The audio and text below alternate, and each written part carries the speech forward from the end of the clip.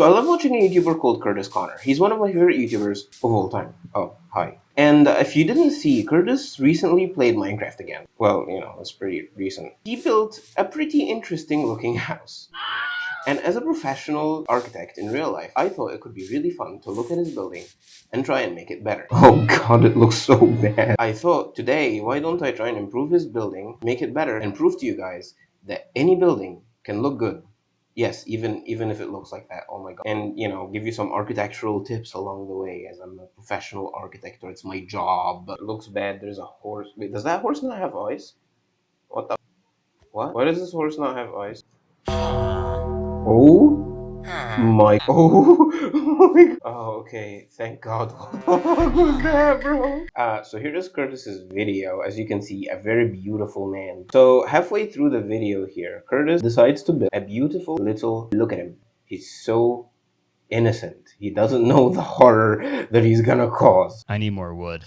That's what she said. With acacia and then oak. I have no idea what he was cooking here. Yeah, and it gets worse because he decides to add birch to it. I see the vision here. Okay, we're gonna use his wonderful block palette. Which, hey sheep, get the hell out of here. Let's build the basic shape that he built.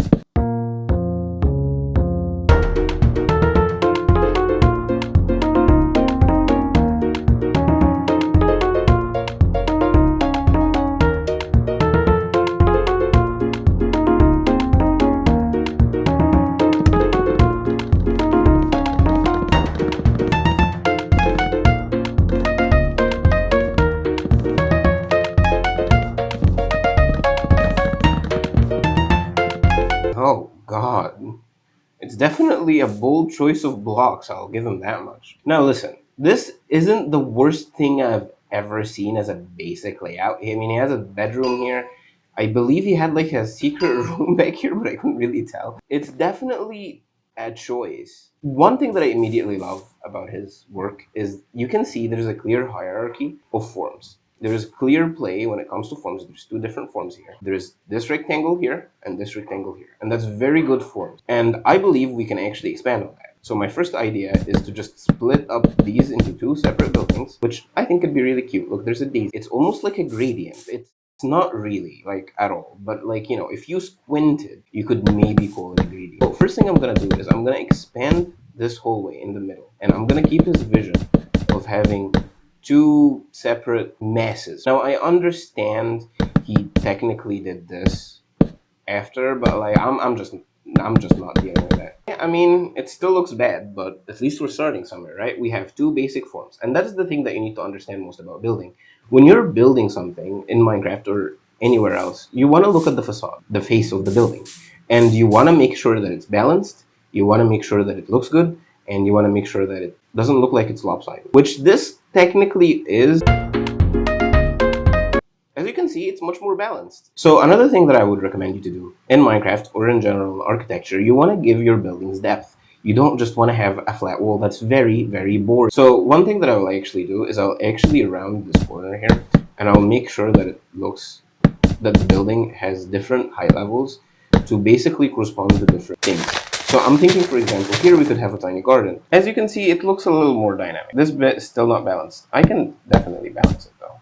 And as you can see, just layering gave it much more of a pleasant look. As pleasant as this building can get, honestly. I'm trying my best here, okay? So over here, I'm thinking that this could be a really beautiful green roof. It's actually kind of like a stereotype in architecture when you build a greenhouse.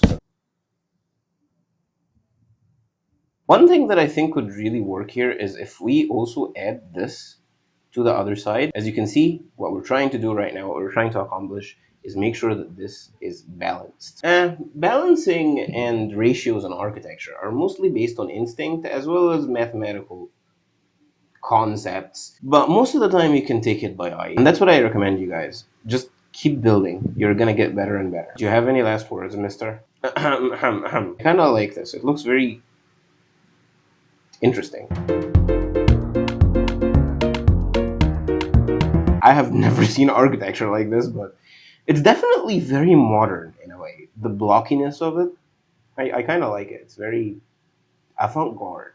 I was actually thinking, what if I include just a tiny bit of pale oak? Well, in the spirit of Curtis Connor, we're gonna add wood. Okay, it definitely looks like a bird pooped on that thing. Oh, that genuinely just looks like a bird pooped on it. You see, guys, that's the thing about design. Even quote unquote professionals like me can still make mistakes. So I want to maintain something about the blockiness of the structure, and I want to contrast it with the organics of this tower. There's something in architecture known as contrast, and that's when you basically have two construct contrasting elements, like for example, a very sharp non-organic form versus an organic form. And when you do that, you create wonder and whimsy. Now, this doesn't look that wondrous and whimsical, but I'm pretty sure we can fix that pretty easily. It almost looks carved out of stone with a twang of modernism. Can never go wrong with a green roof. Now it's real, Le Corbusier. Ooh, that doesn't look too bad. Ooh, that's very beautiful. Notice how the oak is going this way and it's pulling you in this direction, right? But how this form here is on the opposite side of the movement. It's giving it balance. A bit more if we increase the oak here. Yeah, I really like this. If you think this is ugly, I don't blame you. It's not my best work, but I'm trying. Okay, so now let's actually get into detailing. And we could even maybe have a tiny little waterfall. As you can see, immediately it just starts feeling better. And now let's actually make a bridge.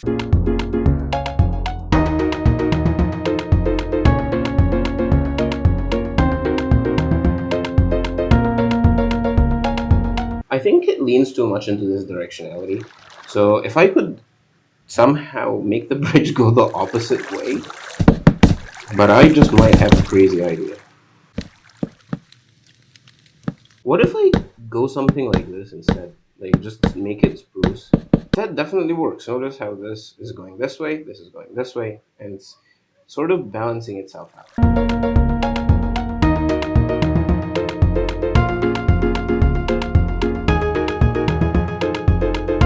Here you would have your two entrances. Now, I said I want to add windows, and I think I could do that with fences. Yeah, look, it's like a little lumpy, it's a little weird, but it looks very interesting. So I added some safety. It's very unique, very avant-garde, very modernist, and also organic. This is a pretty goddamn good house. Curtis, I'm really impressed. Now we can actually take it a step further. I love this. Look at this beautiful view. Look at this beautiful area that you can use for things like, for example, like, oh my god, tell me this place is not cozy. Sitting down here in your beautiful sun. Let's actually add something really important that I just added now, which is foliage. Foliage is very important. When you make buildings in real life, you usually add foliage as well, and it's just something that always makes buildings beautiful. I don't want to add too many greenery though, just make sure that you don't make it block from it. So I'm actually adding something here. Windows to block the natural sunlight. Imagine if the sun was here. I actually don't know what facade this is. This is very bad architectural engineering. I shouldn't be doing this. That's actually very bad. First thing that you should do before you work on a project, you should always know what the facades are, what the directions are, what you're looking at. I don't even know what facade this is. South. Now, let's say we're in the northern hemisphere, right? The sun would be coming in from this way, this direction, which means that this is the southern facade. The southern facade is most likely going to have higher thermal loads, especially if you're in a hot area. Or it's gonna be warmer if you're in a colder area. So it really depends on where you are. Obviously, that's how architecture works. Something that is really important for that is specific shading. This water is so loud. Shading, when it comes to southern facades like this one, you really want horizontal shading. But when you're in eastern facades like this one, what you actually want is vertical shading. And the reason for that is actually pretty intuitive. The way the sun comes up is like this, and when it's like this, it's gonna hit your vertical shading and it's gonna hide your window from the thermal load. And when it's like this, above all the way up here, it's gonna come directly from up here and it's gonna hit your shading, and it's not gonna directly impact the interior.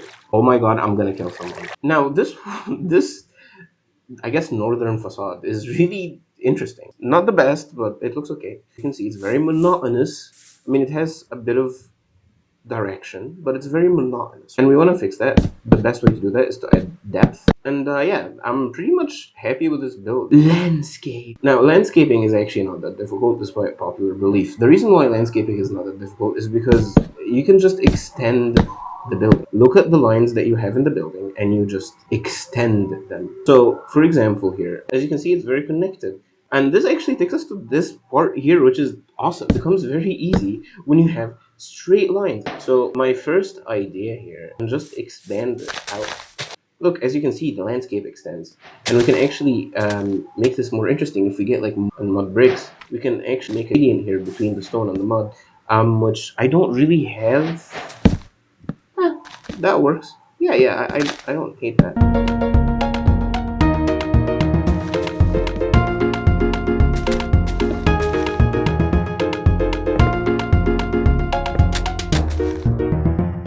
So the main concept here is, what if we had different farms back here?